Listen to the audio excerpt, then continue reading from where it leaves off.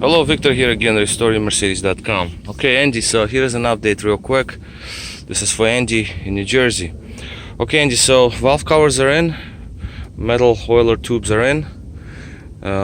This is the vacuum hose that I put in. This one broke, so I have a cap right now just so I can start the car. It's PCV system. This hose I already ordered, so that is to be replaced.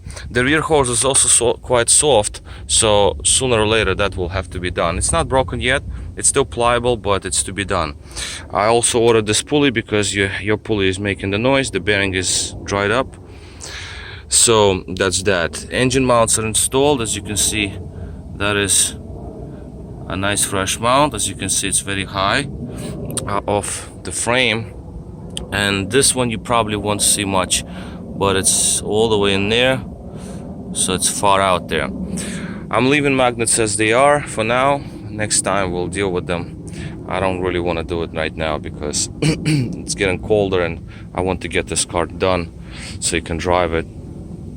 So for now they're fine. I just cleaned them up. Marginal leaks, just pretty much almost nothing there. A little bit, just tiny, but that's not a concern by any means. So valve cover gaskets, like I said, installed. I started the car already, so there I don't see any leaks.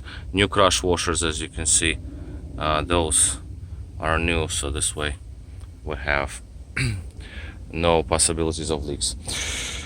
Right, so I'm making this video just to show you what's going on here. Your mounts, obviously, they're totally destroyed. So as you can see, these are original mounts, came with the vehicle in 1998. This is a 112,000 mile mount. It's totally destroyed, really. All of this rusty residue, that's your hydraulic fluid that leaked out over times. And the rust, of course, yeah, that was a little difficult to remove them because bolts were rusty. So I had to actually clean up the bolts, and then I put an anti-seize lubricant on all throughout the whole bolt, all of them. I cleaned them up so they're nice and shiny, and then I put this stuff on so they will not seize in place there. A transmission mount. This one is not as horrible as I would imagine it to be, although yes, we do have some stretching and a little bit of ripping going on there, but it's not as critical. But obviously, since I'm already there, I'm doing this as well. Right, now moving on, what I saw under the car, there are some oil leaks going on, minor leaks, but around, let me see if I can get under the car right now for you. All right, let's see what we got here. As you can see here, we have some wetness going on, and there, and whatnot. So that is the oil pan gasket to be replaced. But once you do oil pan gasket, you must do this little thing. Okay, let me just get in there. This little sensor there. This right here, that's to be done from the inside. A circlip that's holding, there is an O-ring in there, like a little seal. You take the circlip out and then it's gonna fall inside, so it does not come outside, it goes inside. So that is to be done because it's leaking and it throws oil down further down the line. Transmission seems dry, so that's good news. Steering box, yes, it has some leak to it as well. The power steering, it's sort of a common issue in these cars. So as you can see, there's wetness there. Mine is leaking forever, and it's been like that for a long time. I put the date on one of the mounts. That's the lubricant. As you can see, bolts are now not rusty, but they're shiny because lubricant is covering bolts completely. As you can see, that anti-seize stuff, it's the greatest stuff ever. I mean, I love it. Okay, so that is that. And down by the transmission, I don't want to go there, but I'll tell you that you do need to replace your, just get out of there. Oh. You do need to replace your flex disc up front for sure. Some insulation. Maybe I can get the shot from here. I don't know. Let me see if I may try to get you a shot from under the car real quick, because again, it's getting cooler, so I have only one last big project to do, and I'm out for the winter. pretty much for all these brutal jobs on the cars. Yeah, there it goes. This is your flex disc right there. I don't know, when camera focuses, you might see some cracking going on and developing on it. Maybe like that, you see that? So that is a good idea to replace, as you can see cracking around the bolt. A shifter bushing right up there, that's not original, it was just like some sort of universal bushing squeezed in there, and two washers hold it together, but it's supposed to be different. On top there, flex disc, as you can see, is rubbing against sound deadening insulation. So it's a common thing on these cars. When you replace that flex disc, you just cut that piece out so you don't have any rubbing going on. Nothing's gonna happen, it's just that it's just rubbing. Exhaust has some rust going down. As you can see, the exhaust can down further out there. Now, of course, I don't know why camera is not focusing now. Oh, come on. There, auto. Yeah, right there. So, you know, obviously junctions here and there. Catalytics, let's see. Catalytics are good. You don't have no rattling in them. Yep, that's pretty nice.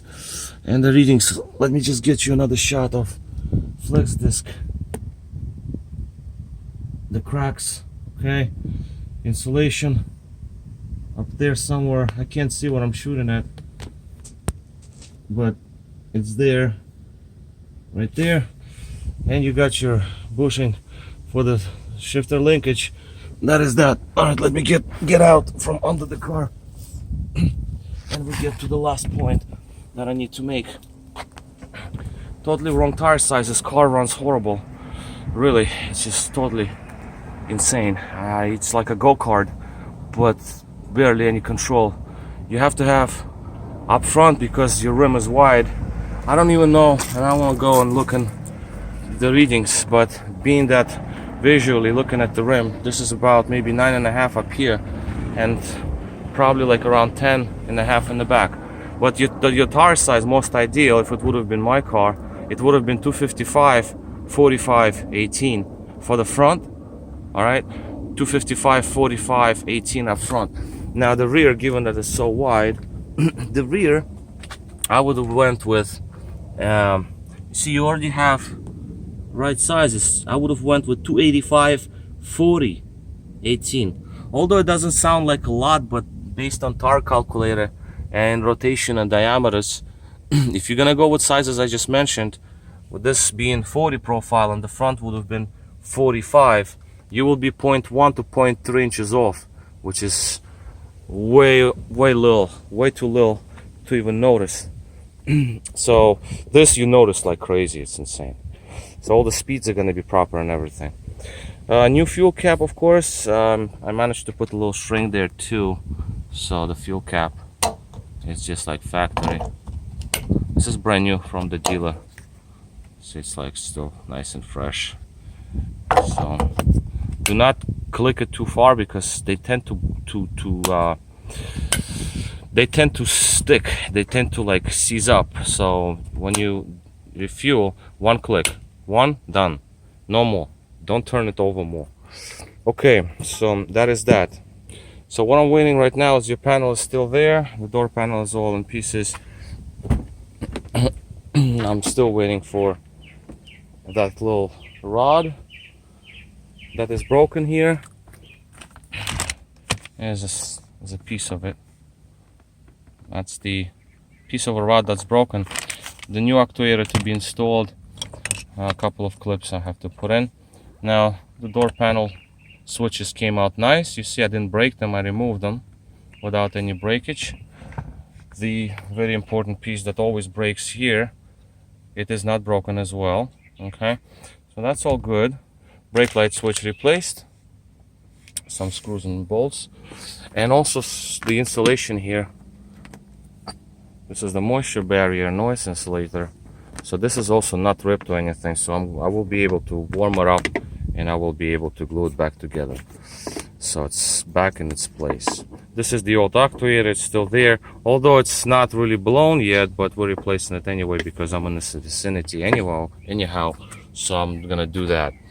And yeah, so this is gonna be fine. All the clips pretty much intact.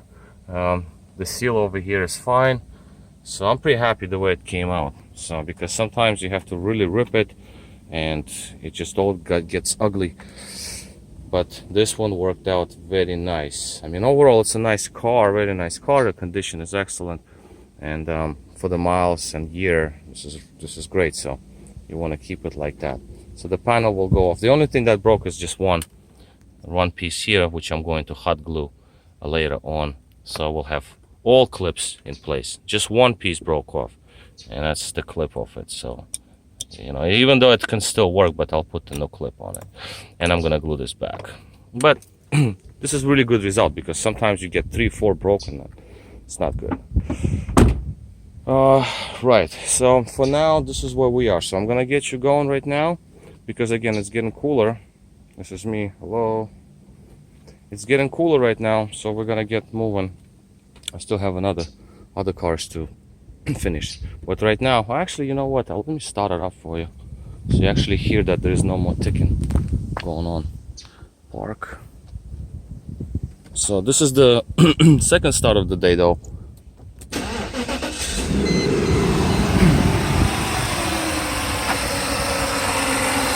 This is the second start of the day because I had to drive the car on ramps, but now with new engine mounts, it actually sounds way nicer. Well, obviously no ticking, and this is the pulley noise I told you about.